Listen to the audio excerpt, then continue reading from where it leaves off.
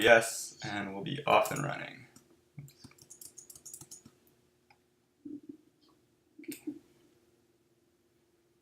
Okay, awesome.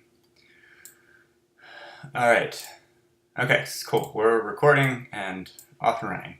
Okay, so awesome. I don't do a lot of these interviews, as I might have mentioned, so this is kind of a new area for me. But I did want to chat with Joseph Chen here to get some of his advice about his Kickstarter experience, and I thought, hey, why not record the whole thing so that other people can benefit from some of his advice and some of these questions that I have for him.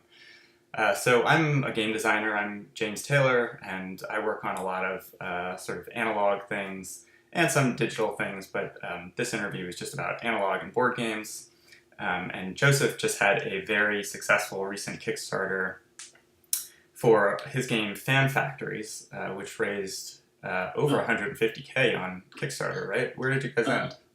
Yeah, Fantastic Factories raised 160,000 at the very end. So yeah, that's fantastic. Sorry, I'm overusing the word fantastic, but it's really good news.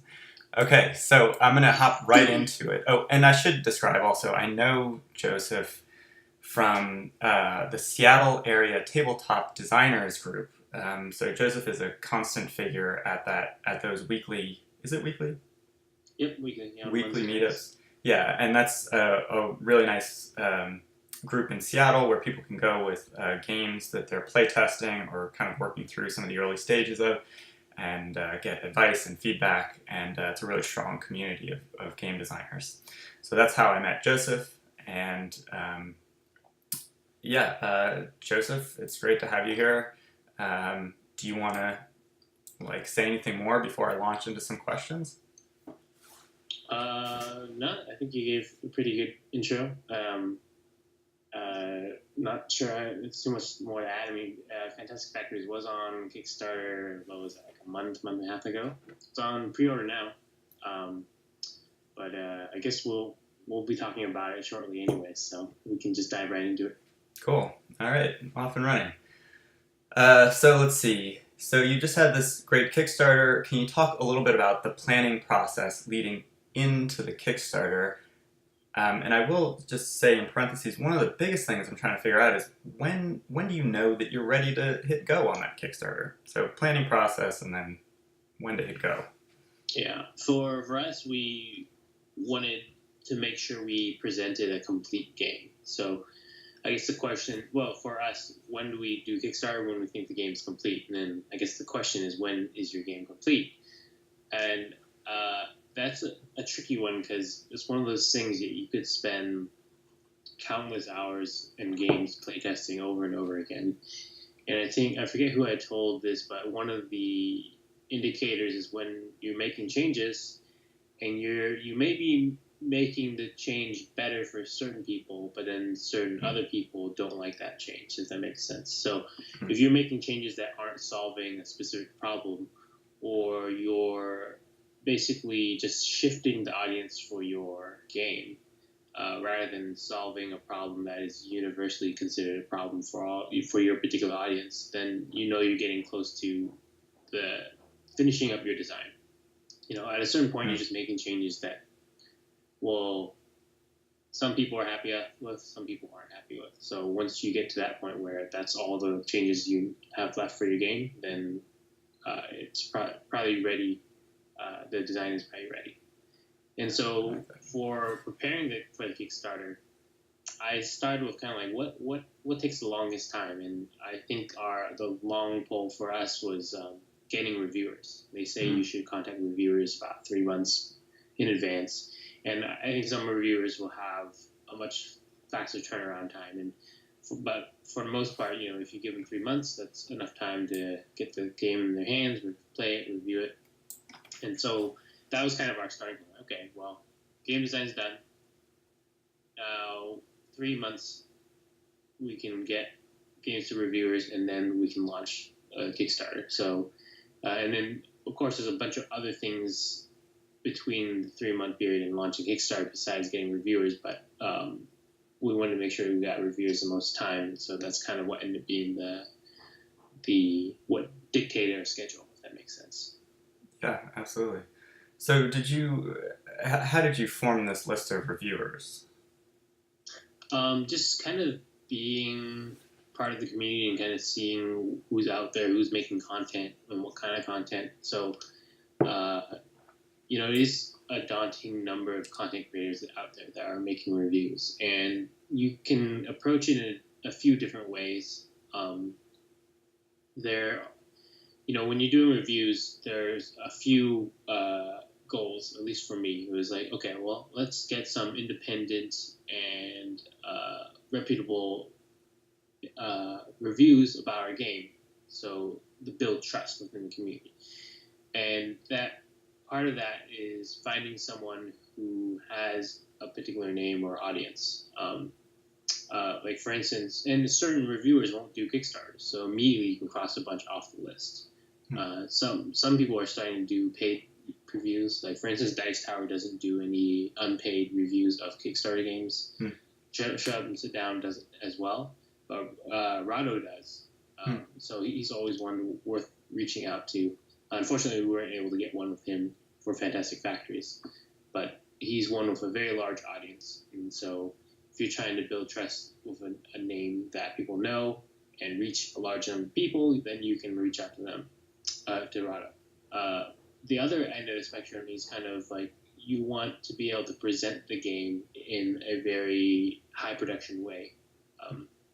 So there are some paid previews that you can do, like Man vs. Meeple or John Gets Games, and they do a really good job of presenting the game in a very polished way, and they're really good at explaining the rules of the game, showing the components, things like that. So for me, it was a mix of get some objective reviews of the game and also some great content that people can use to get an overview of the game, see the components, and have someone else kind of explain how the game works. So for me, that was kind of the two components, and some people will have these lists. I know most Kickstarter creators like myself will have a list of people who kind of built out based on like who asks for money, what's their audience look like, what's the quality of their video, how long they've been around, things like that. And we had a pretty short list actually of people we wanted to reach out, and surprisingly, we put our Kickstarter on a particular calendar. Jamie Stegmeyer actually maintains a list of. Well, he doesn't maintain it. He has a list, and people basically add themselves to the release schedule. And it's this kind of spreadsheet on Google Drive that's linked to one of his blog posts, which I thought was kind of like a kind of hard to find sort of place. But there are reviewers who actually look at that list and are like, oh, this game is coming up. It looks interesting. I'm going to reach out and contact them. So our reviews actually doubled in size in terms of the number of reviews we got as we're getting closer to the Kickstarter because of smaller reviewers actually reaching out to us and asking for review copies. So this kind of mix of known reviewers that we're just familiar with through the community, and a mix of newer content creators. And as long as we have the prototypes available, I was happy to oblige and send them a copy, or some of them even did it from the print and play. Got it. Yeah. Cool. Great advice. Okay, so next question. Was there ever a point when you would have considered going with a publisher? Can you talk about that a little bit? Yeah, it was actually our initial approach, because as a game designer first, it's a daunting task to do all the necessary things to bring a board game to the market. And for me, I do my own art, which kind of brings it yet another step closer to being a publisher, in the sense that most designers don't supply their own art. So it was this tricky situation where I wasn't so interested in figuring out the manufacturing details, the shipping and fulfillment logistics. So I was for a while looking for a publisher. But the thing is, the publisher will basically have final say on all these aspects: the game design, the art, the overall look, and everything. And for me, I always felt like I was designing a complete package, a complete experience, and it's kind of an unconventional deal to sign with a publisher. And as we were talking with a publisher before we signed anything, we were talking about what changes would be made, and it's not that the changes that they were suggesting were bad, but I realized that in some degree, no matter who the publisher was, there's going to be some disagreement in terms of how to approach it, and I felt that there was a chance that I would have some regret with signing with a publisher. Whereas if I decided to do self-publishing, I knew that it would be a lot of work, but I knew that I'd be able to do a good job and that I wouldn't have any regrets in terms of deciding the fate of and the direction of Fantastic Factories. Yeah. Publishers also often, like, their sort of standard deals are pretty slim cuts for the game designer, and if you put in a huge amount of work, and then you're getting, somewhere between 5, maybe 12% or something at the high end of whatever a publisher is making, then it's hard to eke out a living on that. You have to have a lot of games in the pipeline in order to make that a viable career. Mm-hmm. Yeah, and for some people that's definitely where they want to be headed. For me, it's not an end goal for me to necessarily make a lot of money from board games. For me, it's kind of a creative outlet. It's a hobby, and it's just something I do kind of out of the passion for the industry. Not that you can't make money and be passionate about it, but for me, that wasn't a primary goal. But now publishing my own game, it definitely makes it something a little bit more within reach, I guess, if that's the route that I decide that I want to take. Cool. Okay, moving along at a good clip here. So, third question. Now that the Kickstarter is over, how do you keep the product warm? You did mention earlier that you're taking pre-orders, but can you talk a little bit more about post-Kickstarter? Yeah, so pretty much immediately, as soon as the Kickstarter ended, we already had a pre-order page kind of set up. We're using Celery or Try Celery to take pre-orders. Kickstarter lets you set up a link. After your Kickstarter is over, it has a button, and you can name the button, and it just says pre-order now, and it leads to the pre-order page. So we're not actively pushing many sales to that page. We could probably be running Facebook ads and things like that, but for now, our concentration is basically fulfilling our promise to backers and getting the files ready for the factory and some final balance and graphic design playtesting, things like that. So in terms of driving sales, I mean, we already have quite a few backers built for. So I think driving sales will be something that will be secondary to getting the game out. Once the files are out to the manufacturer, that might be something we'll continue to push forward with. We are attending a few conventions in the future. We're going to PAX West, Dragonfight, and Shucks this year. So, I mean, we'll definitely be promoting the game while we're at the conventions. Okay.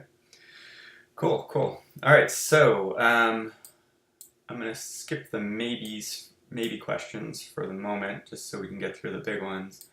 So after a big Kickstarter like that, there's the opportunity to make the company into a full business. But that's not exactly your approach. We had a very small conversation on Twitter about that. Can you talk about sort of like the possibility of making Fantastic Factories into a full business and why you might not do that at the moment?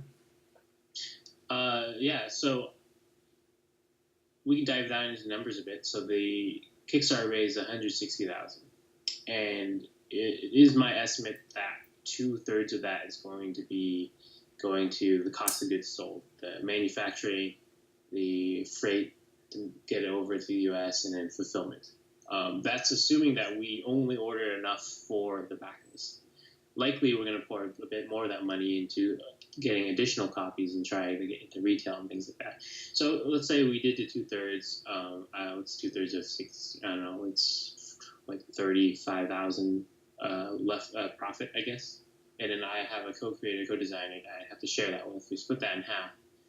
And the fact that we spent 2.5 years working on it, there's really not a lot of money to go around. Unfortunately, it does take more than one successful Kickstarter to take on something like this full time. And you basically need a series of successes. You need to get into retail to basically keep that those sales continuing on. And it's one of those things that you don't know how the market's going to react to it once your game actually makes it out to WoW and people start playing it and retailers start buying it and things like that. So it's hard to say. It does look like a great success right now, and there's definitely good momentum.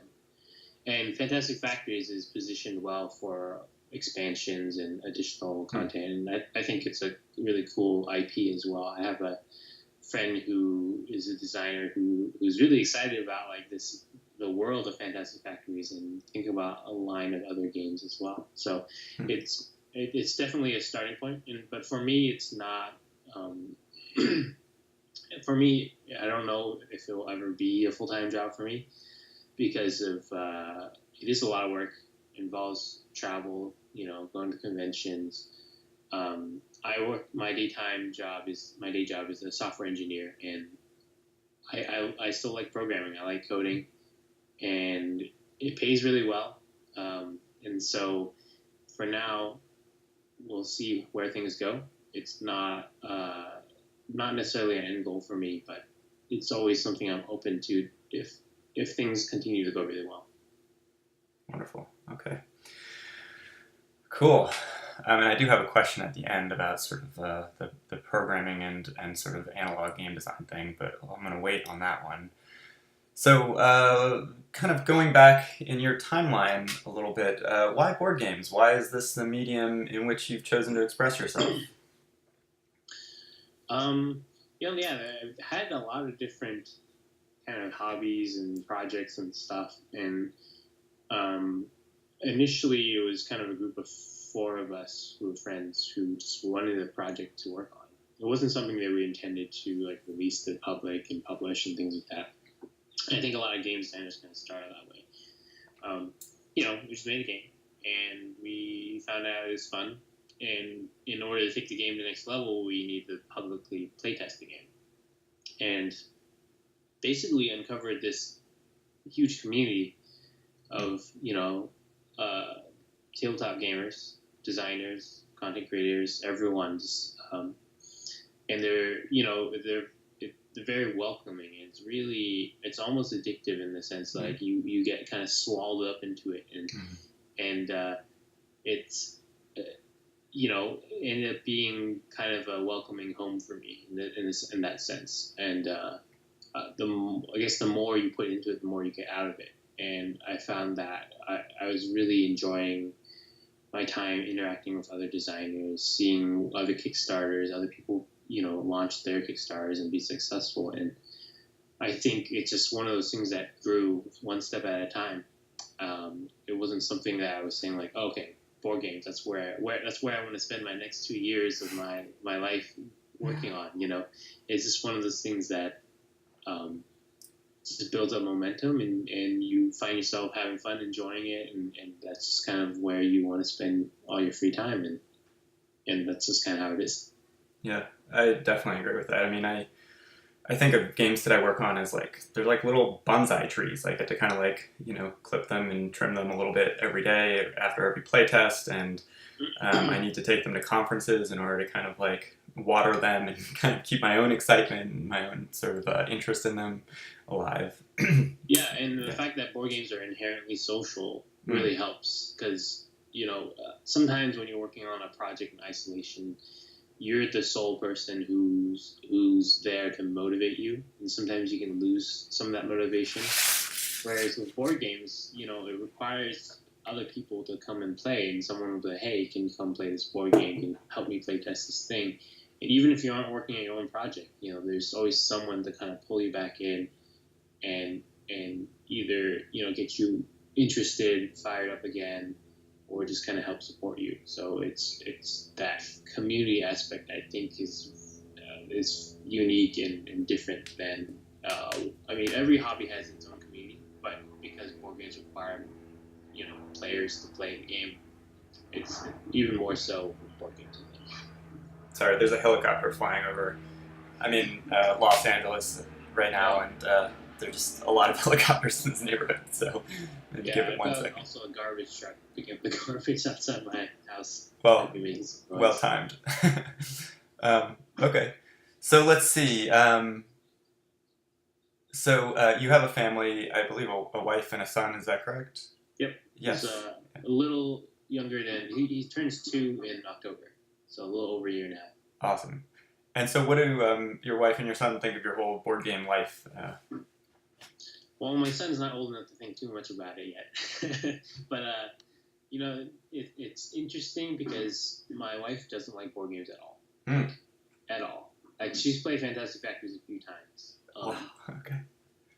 but outside of that, like she doesn't want anything to do with board games in general. But she understands that like it's a really big part of my life at this point, and that I'm really passionate about board games and all that, and it's so she's very supportive of that, and she understands, and she knows that she sacrifices a lot of her time to kind of support my projects, and we kind of do this back and forth. Like sometimes she'll have some big project she's excited about, and I'll try to spend some of my time on that. And it's always a tricky balance too, especially with a toddler who's as young as my son. Someone always has to be watching him, and if I'm out doing playtesting, then she has to be the one who stays at home and takes care of the kid and things like that. Especially with traveling to conventions, it'd be nice if she were more interested in board games, we could travel together potentially. But it's one of those things where it's a kind of give and take. And, Yeah. But it's also one of the cool things about our marriage is that like we have some common interests, and we have a lot of different interests as well, and I think that keeps things kind of interesting as well. Yeah.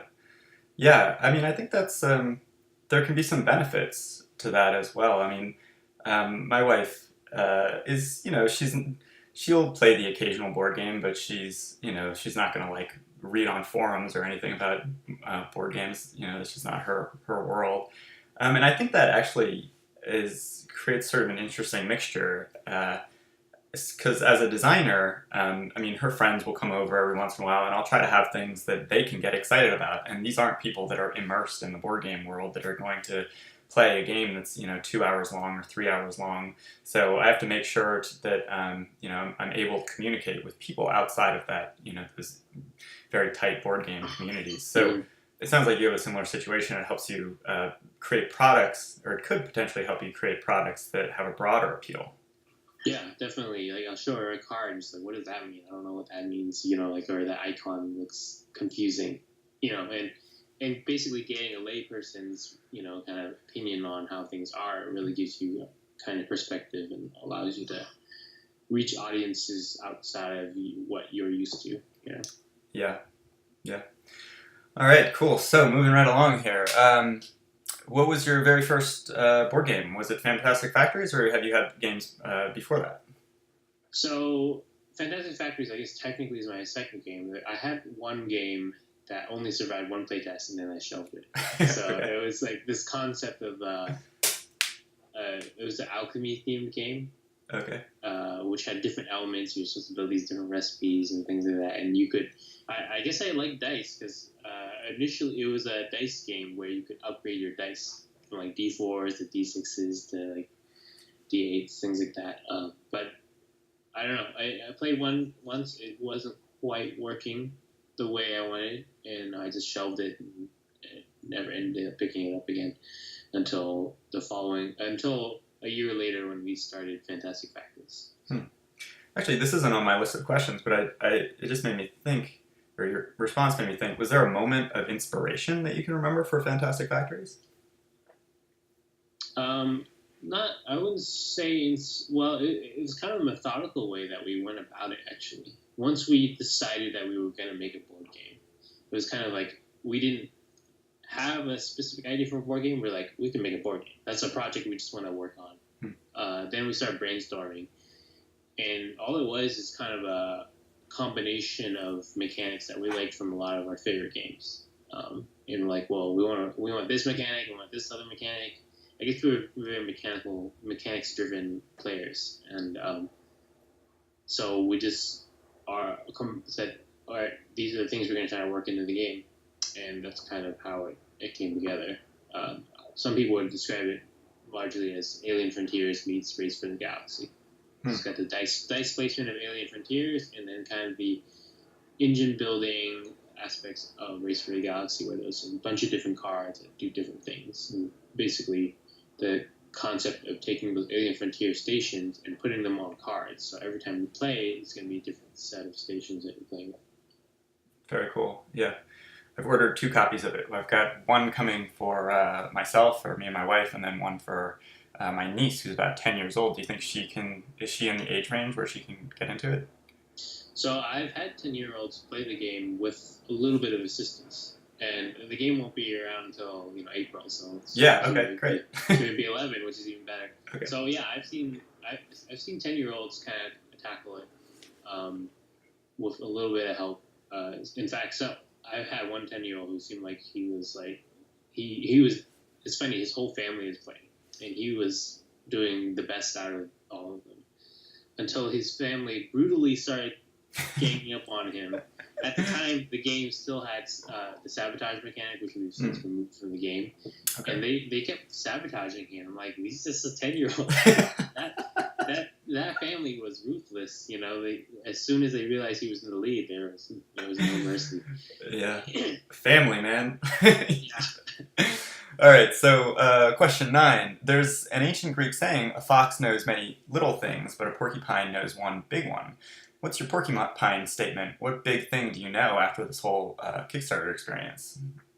It really is a lot of small details. It's hard to pinpoint one larger thing because it's not really one silver bullet. But I would say the closest thing to it is that I would recommend getting either a co-designer or a co-creator, someone who is similarly invested in the project as you, because that really offers a lot of perspective. I've seen some projects people will try to launch that are that either have really poor art or like there's some aspect that if you showed it to someone who was honest with you, they would have been able to point out like, okay, this is not good enough, to ship. And when you have like a partner who's willing to tell you that, like that they're just as invested as you, they're going to be upfront and honest about like this mechanic is just not working. Like people will have like their darlings. So like, okay, I really like this one thing, and I really want to keep it in the game. But sometimes you need someone to tell you like, yeah, it's not going to work, or your art is bad, or this one other part is bad. And it really gives you that perspective, a lot more insight as to like what other people will actually see and feel about your game when they're presented with it. Because a lot of times when you present it to people who don't know you that well or just aren't invested in the same way you are, they'll do the smile and nod sort of thing, like, oh yeah, that looks good. They appreciate the effort you put into it, but the question is, would they give you their money? Right. And that's a whole nother level that you need to get to if you're launching a Kickstarter. And having a partner, a co-designer, a co-creator that really helps you kind of keep your feet on the ground in terms of whether your game is good enough or not. Yeah. So how do you gauge from playtests whether people are interested enough to buy it or if they're smiling and nodding? I think it's something well, here's the main measure I like to use is, and it's a really tough bar to reach because of the way board games are now. Everyone's interested in new hotness, right? Play the next game, whatever. But the thing I like to see is whether someone is willing to come back and play your game, whether they're willing to come and play it back to back. Even right. That's my favorite thing is when they finish the game and they want to start another one right away, and it can be rare because certain players just don't do that kind of thing, and then some people, it's a lot of that. That's also why it's a strong indicator, is because people's time is very precious. You know, the fact that they even sat down and test your game once is nice because they may be doing it out of kindness or just like to see what's what. The second time they come back, they know what they're getting into, right? And so they've basically said this is worth my time, and if it's worth their time, it's potentially also worth their money. So I think that's a strong indicator. I also collect emails after each playtest, and if they're willing to give me their email, then that's also an indicator that they are interested, at least to a certain extent. Yeah. And you just start attracting people to your game who are really interested in what you're doing and what you're working on, and that's also a good sign as well. So, how big did you have to get that email list before you decided that you had enough to launch the Kickstarter? For me, it wasn't a matter of like, oh, I need this many before I can launch my Kickstarter. I was just like, okay, well, we'll build the audience along the way, and maybe it's a factor that the game was in development so long that I felt like I had enough audience, and it was just a matter of completing the game at that point. Got it. For me, I had gotten 900 emails. Wow, 900. Yeah, and it really helps being at conventions with high traffic, like Indie Mega Booth or PAX South Indie Showcase. Like when you get that kind of traffic at a really big convention in a really good spot, you can get up to 100 emails a day if you're running like 10-minute demos. Yeah. I'm going down that road. I've got like 200 emails for table tiles, and just trying to. My goal is to hit 1,000, but like you say, it's not all about one form of communication or another. Yeah, and I've heard plenty of successful projects that launched no email list at all, or a couple hundred, and they've done similarly well or even better than Fantastic Factory. So it's not an exact science by any means. Yeah. Well, so we're sort of coming down the home stretch here. I'm going to give you an option. So I do have one last question in my prepared list here about sort of balancing sort of programming and digital stuff with analog. And so you could either talk about that, or I have a couple bonus questions. We could do sort of like a lightning round, a couple of quick questions. Up to you. What would you prefer? Well, if you've got time, we could do both. Okay, let's do it. I'm good. So this is kind of going back to something we were talking about earlier. You and I have this thing in common. We both balance board game design with our programming careers. Can you talk about this sort of seesaw of digital versus analog in your life? Yeah, so I think a lot of the interest in board games and coding, the overlap there is kind of like this, for me anyways, is that thinky puzzle. So for me, I'm mostly a Euro game player and party games because it's just easier to get on the table and it's a social thing, But I do like those thinky puzzles, and it's a similar kind of thing at work where you've got a logical problem that you need to solve. But I think the nice thing is that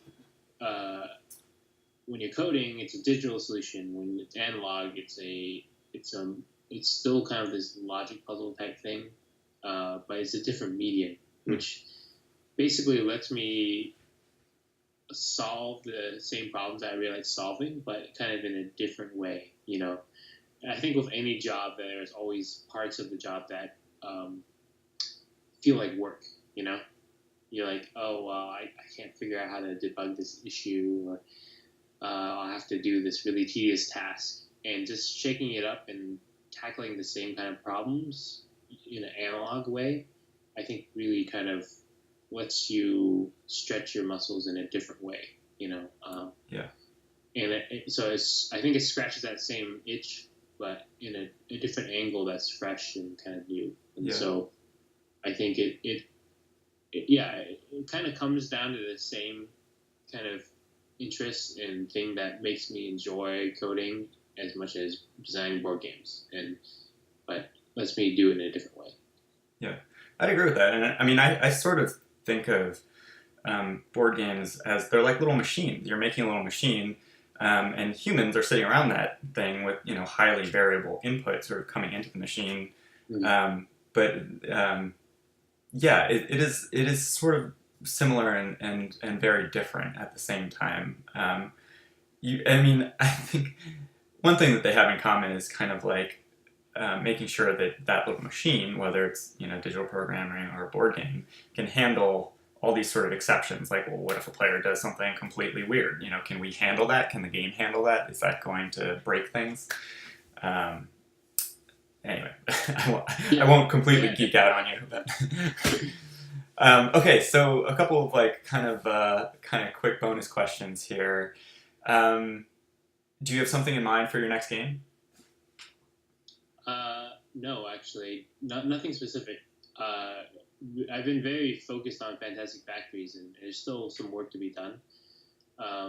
There's a very high potential for an expansion because we had some content that we ended up cutting, and the space is set up for expansions. Whether it's just adding more cards to the base game or introducing some new mechanics. One of the things I wanted to try to tackle is that Fantasy Factories is not a highly interactive game. So one thing I want to try is figure out how to make it a more interactive game. Probably from the introduction of one or two new mechanics. As for other games, I don't have anything in the works at the moment. Well, so can I actually dig into that a little bit? What do you mean not a highly interactive game? What is that? So, different games will appeal to different audiences, and the way Fantasy Factories works, because of the simultaneous play, the nature of that, is actually for the most part, a somewhat solitary game. The game is less about disrupting other players and more about solving the puzzle in front of you and the discovering kind of the new engine that you can build with each game. And so those are the kind of aspects that the game focuses on and appeals to people who really like that puzzle solving. For instance, like Sagrada is not a super interactive game either. There's dice drafting, but it's kind of like you play of what's available to you, and you rarely ever hate draft someone with the dice. So your interaction is kind of incidental rather than intentional, and that's kind of how it is with Fantasy Factories. And some people really crave being able to interact a bit more, and so that's something I want to kind of explore. Yeah. I mean, Scythe. Am I saying that? Is it Scythe or is it Scythe? Scythe? Side, yeah. Scythe is a little bit like that. I mean, you're building your own engine, and a lot of the game is very solitary. It's just sort of like you happen to sort of run into people, in the space of the board, and then there's some kind of exchanges that happen there. Okay, so next question. So I'm sort of kind of looking into the future. So what are your predictions for the board game industry in like the next 10 years? What do board games look like in 2030? I mean, do you see any sort of trends that you think will sort of take off in the next few years? Wow, 10 years is a long time. Yeah. I can tell you, I'll give you my initial like 5-year prediction, I guess, and then we can extrapolate from there. So Kickstarter has really opened up the space for indie game designers and publishers. And it's one of those areas of growth that are. And actually, I was just reading this report by IC2. I'm not sure, but they did a report on the tabletop Kickstarter category about trends and what the numbers look like. It's continuing to grow every year. Some people say there's a bubble. I don't think there's a bubble in the traditional sense that it's going to pop. I think what we're going to see is that the bar is getting raised. People are being more and more familiar with Kickstarter, and they're going to be more discerning of Kickstarter projects. So I think the Kickstarter area is going to continue to grow. More money is going to enter that ecosystem, but I think fewer projects will succeed, or rather the quality of the projects that succeed will have to get higher and higher. And I think that's a healthy thing for industry. We get a lot of like when the barrier entry is as low as just launching a project. With Kickstarter, that's kind of how it was. If you look at Kickstarter projects 5 years ago, the projects that were successful then I don't know if they would be successful today, given the standards.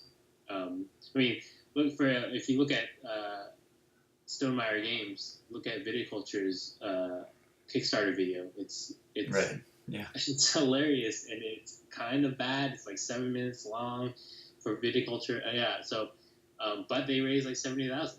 So it's the bar is being raised, and I think that's a good thing for people because people are just going to get better and better games. And I don't think there's any end in sight in terms of the tabletop category growing. It's becoming more and more popular as people modernize games, and there's still a lot of mechanics and themes to be explored, I think, out there. Every so often you see some innovations, like, a few years ago we had deck builders, and now there's deck builders everywhere. It's a whole genre. Mm-hmm. Legacy seems to be a hot new thing right now. Mm-hmm. Some people say there'll be like an integration between digital and analog. I don't know if that will take off, but there's still a lot of innovations out there, and so I think we're going to see new types of board games out there, and I don't think within the 5 and maybe even 10 years we're going to see a slowdown in growth. Yeah. Just a higher barrier of entry. People complain about Simon being on Kickstarter. Mm-hmm. Like, why are legit large companies on Kickstarter? And that's just the reality of things. Kickstarter shows no sign of necessarily preventing those kind of companies from coming into that marketplace.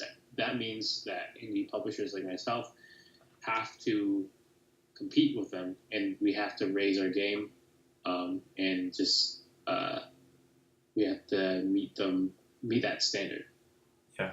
Well, I mean, I agree that the bar is definitely getting raised on Kickstarter, and that's a good thing in some ways, but it's also a bad thing because now you need a Kickstarter for your Kickstarter. Now the amount of capital that you need. Exactly. At this point, you used to be able to run a Kickstarter with no money. Now you kind of have to have money. Right. Potentially the previews, you need the art, the prototypes, all that stuff. Those things cost money. To build the hype of, like traveling to conventions, things like that. Absolutely. Yeah. And then there's something else that you mentioned, sort of digital, analog, hybrid games. I've worked for companies in the past. I've spent a decent amount of my career sort of like kind of working for a company that was making a digital sort of play surface and porting board games onto it, sort of a flat Microsoft Surface style device. And what we found is that a lot of people are really purists about analog games. You would think like, oh, this is great. We're bringing together, two things and people are going to go nuts over this.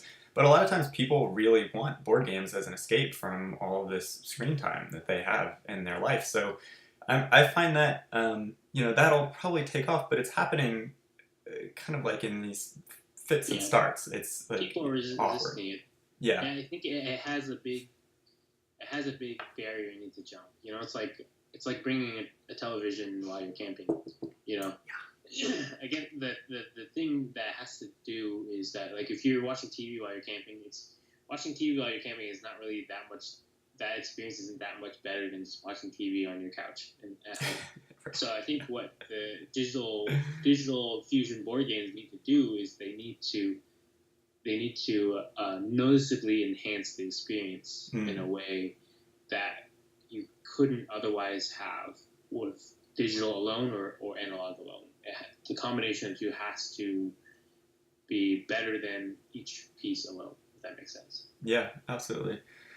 I mean, there are some games that are doing it well. Like at PAX Unplugged last year, I played Weave, which I think does a very sort of careful and considerate job of making all of these cards that you can explore on your phone, and that really enhances the experience and sort of the depth of every card. There's Column Arcana, which is kind of this cool thing where you're moving these little pieces around and you've got this pen that's sort of like a little digital pen. So there are a few people that are really thinking it through very carefully, but I think what people get pissed off about is when it's just sort of like, okay, we're doing this because, it's a money grab or whatever. Mm-hmm. Yeah, and sometimes the app feels really secondary or tacked on, and so it's still a new space, so I expect it to people to try out different things until they find something that works and resonates with players. Yeah. Okay, well, it's after 11, so maybe this is a good place to end it. Do you have anything else that you'd like to add before we conclude? No, I think we covered a lot of things, and unless you've got any extra final questions. No, I think that does it for me. Yeah, Joseph, I really appreciate all of this help and advice. I hope this is useful. I know it's useful for me. I hope it's useful for other people as well. Thank you for sharing your experience. Yeah, thanks for having me. Okay, take care. I'm actually going to turn off OBS.